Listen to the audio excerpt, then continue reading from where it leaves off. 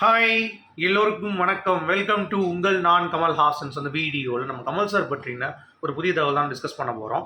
So வீடியோக்குள்ள போகிறதுக்கு முன்னாடி நம்ம சேனலுக்கு நீங்கள் புதுசாக இருந்தீங்க அப்படின்னா கண்டிப்பாக சப்ஸ்கிரைப் பண்ணிக்கோங்க. வீடியோ மறக்காமல் ஒரு லைக் பண்ணிக்கோங்க. இப்போ நம்ம வீடியோக்குள்ளே கண்டிப்பாக போகலாம். ஸோ இன்றைக்கி நம்ம பார்க்கக்கூடிய முதல் டாபிக் வந்து பார்த்தீங்க அப்படின்னா KS237 பற்றி நேற்று லோகேஷ் அவர்கள் ஒரே ஒரு போர்டு போட்டிருந்தார். அதாவது அன்பை மாஸ்டர்ஸ் வந்து எனக்கு வந்து ஒரு மிகப்பெரிய ஒரு பில்லர்ஸ். அவங்க இல்லைனா அந்த மாதிரி படங்கள் வந்து பார்த்தீங்கன்னா நான் பண்ணவே முடியாது. ஆக்ஷனில் அவ்வளோ தூரம் வந்து வேரியேஷன் காட்டுறாங்க. ப்ளஸ் நிறைய விஷயங்களை வந்து பார்த்தீங்கன்னா அவங்க இன்னோவேட்டிவாக வந்து க்ரியேட் பண்ணுறாங்க. அது மட்டும் இல்லாமல் கமல் சார் கூட அடுத்து படம் பண்ணுறாங்க, டேரக்டராக ஸ்டெப்பின் பண்ணுறாங்க. அதுக்கு வந்து வாழ்த்துக்கள் சொல்லியிருந்தார்.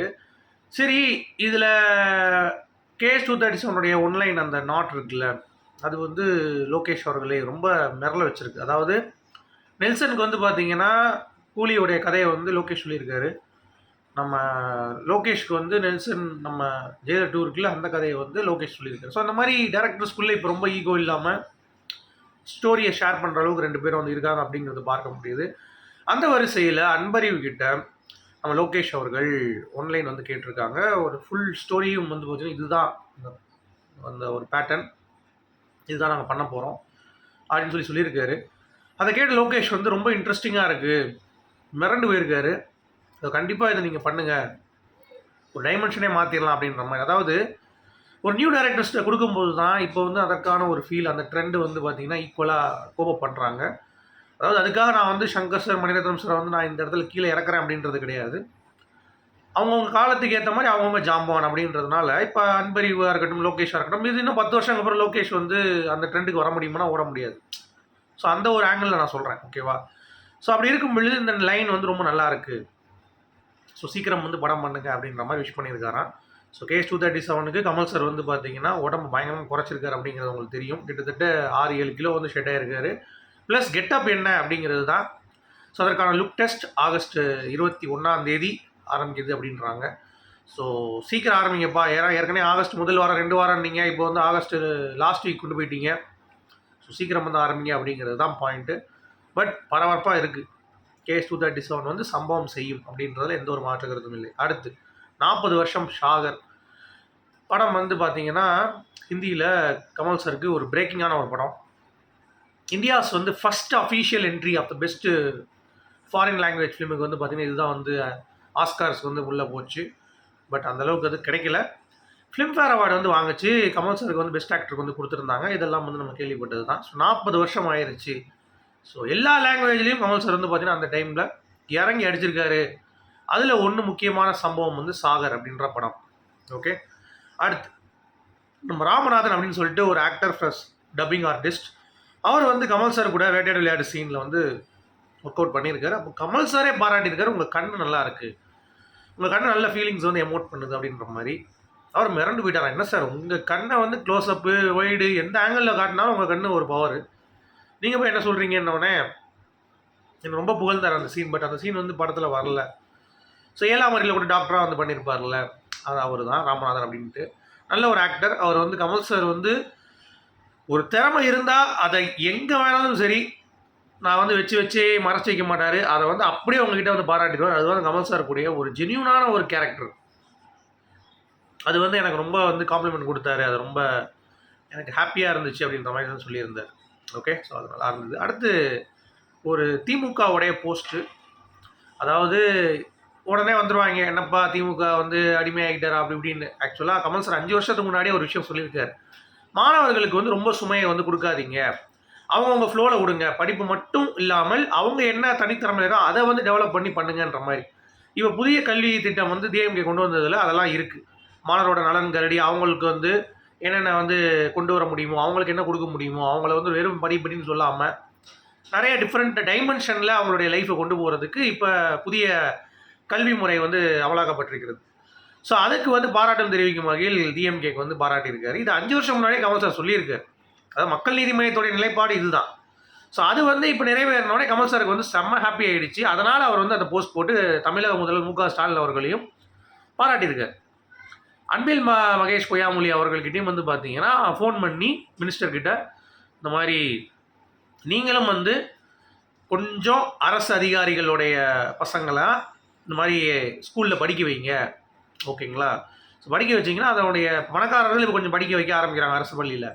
அரசு அதிகாரிகளுடைய குழந்தைகளும் அரசு பள்ளியில் படிச்சிச்சு அப்படின்னா அதனுடைய டைமென்ஷனே மாறிடும். ஸோ அதை மட்டும் நீங்கள் பண்ணுங்கன்னு சொல்லி ரெக்வஸ்ட் பண்ணார் அப்படின்ற மாதிரி சொல்லியிருந்தார். ஸோ அவர் நினைச்ச அவர் கண்ட கனவு அப்படிங்கிறது எல்லாத்துக்கும் சம கல்வி அப்படிங்கிறது.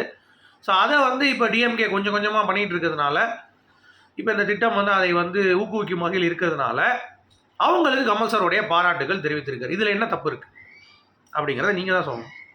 ஓகே, அடுத்து கூலி வந்து பார்த்தீங்க அப்படின்னா பயங்கரமாக வந்து அப்படி இப்படின்லாம் இப்போ பேச ஆரம்பிச்சிட்டாங்க. படம் கலெக்ஷன் ஆச்சு ஊச்சுன்னு நம்ம அதுக்குள்ளே போக விரும்பல. ஏன்னா கமல்ஹாசன் அவருடைய ஃபேன் பண்ணியிருக்காரு படம். அவர் ஜெயிக்கணும் என்னை பொறுத்த வரைக்கும். சரியா? அடுத்து ரஜினிக்கு படம் பண்ணியிருக்காரு, அதனால் வந்து நீங்கள் வன்மத்தை கக்க மாட்டீங்கன்னா அதெல்லாம் கிடையாது. படத்தை பார்த்து நல்லா இருக்கு நல்லா இருக்கு, நல்லா இல்லை நல்லா இல்லை, அவ்வளோதான். அது சொல்லக்கூடிய ஒரு விஷயந்தான். பட் இப்போயே வந்து பார்த்தீங்கன்னா தக்லைஃபோட இதாக முடிச்சிருச்சு, அதை முடிச்சிருச்சு. டே கொஞ்சம் இருங்கடா, பொறுமையாக இருங்கடா. ஒரு வாரம் முன்னாடியே டிக்கெட் ஓப்பன் பண்ணி வாங்க வாங்கன்னு கூவிட்டு இருக்காங்க. ஸோ அது நல்ல ஒரு ஸ்ட்ராட்டஜி தான். லோகேஷ் அவர்களுடைய பேர் இருக்குல்ல, அவருக்கு வந்து நல்ல ஒரு டைமென்ஷன் இருக்குது அப்படின்றதுனால அவருக்கு ஒரு ஹைப் இருக்குது. ப்ளஸ் ரஜினி அவர்களுடைய ஃபேக்டர் அப்படிங்கிறதுனால படம் வந்து நல்லா தான் புக்கிங்ஸ் வந்து போகுது, ஸ்ட்ராங்காக தான் இருக்குது. பட் படமுடைய வேர்ட் ஆஃப் மவுத்துன்னு ஒன்று இருக்குல்ல, அதுவும் பார்க்கணும். But we are very happy. இந்த காதலா காதலால் வந்து குக் குக் குக்குன்னு வந்து பிரபுதேவா பண்ணும்போது கூலி கூலி பவர் ஹவுஸ்ன்னு சொல்லிட்டு கமல்ஹாசன் ஆடுற மாதிரி எடிட் பண்ணி போட்டிருக்காங்க. அதெல்லாம் ரொம்ப அற்புதமாக இருந்தது. So we are also excited. ஏன்னா எங்களுக்கு ரொம்ப பெருமை தான். இப்போ 1000 கோடி அடித்தா கூட கமல்ஹாசன் அவர்களுடைய ஃபேன் பாய் படம் பண்ணி 1000 கோடி அடிக்கிறது அப்படிங்கிறது சாதாரண விஷயம் கிடையாது. ஸோ அதுவும் கமல் சாரோடைய பேர் அங்கேயும் நிற்கும் அப்படிங்கிறது தான். கேமியோவும் இருக்குன்றாங்க. அது என்ன கேமியோ அப்படிங்கிறது தெரியல. லோகேஷ் வந்து அப்படியே சிரிச்சுட்டே மழுப்பிட்டு இருக்காப்புல. இன்னும் ஒரு 5 நாள் தான் சஸ்பென்ஸு. ஸோ பார்த்துடலாம்.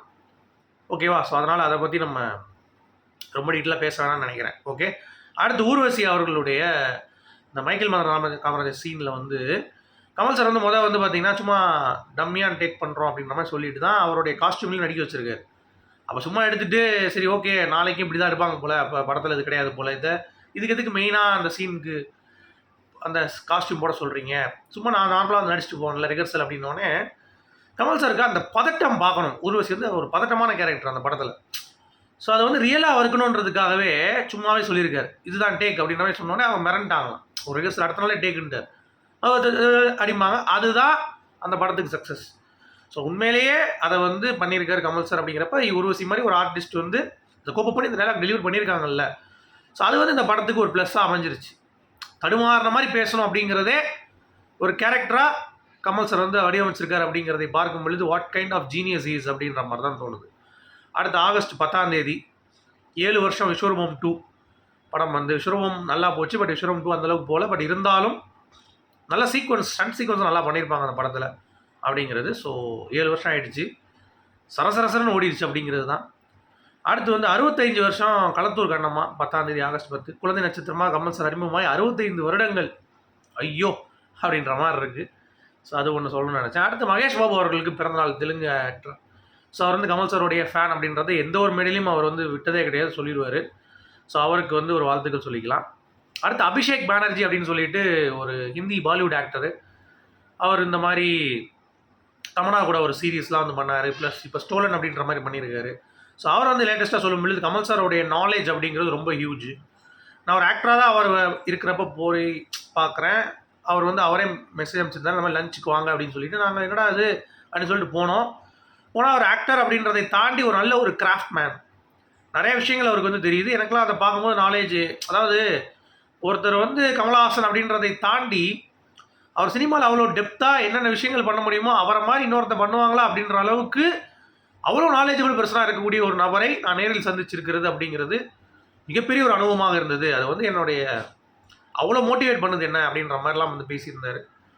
அது அற்புதமாக இருந்தது அவர் சொல்லும் பொழுது அப்படிங்கிறது தான். அடுத்து கமல் சார், உங்களுக்கு ஒரு குவிஸ் கமல் சாரை பற்றி என்ன அப்படின்னா, நம்ம ரஜினிகாந்த் அவர்களுடைய ஒய்ஃப் இருக்காங்களா, அதான் ரஜினிகாந்த் அவர்கள் கமல் சாருக்காக ஒரு பாட்டு பாடியிருக்காங்க.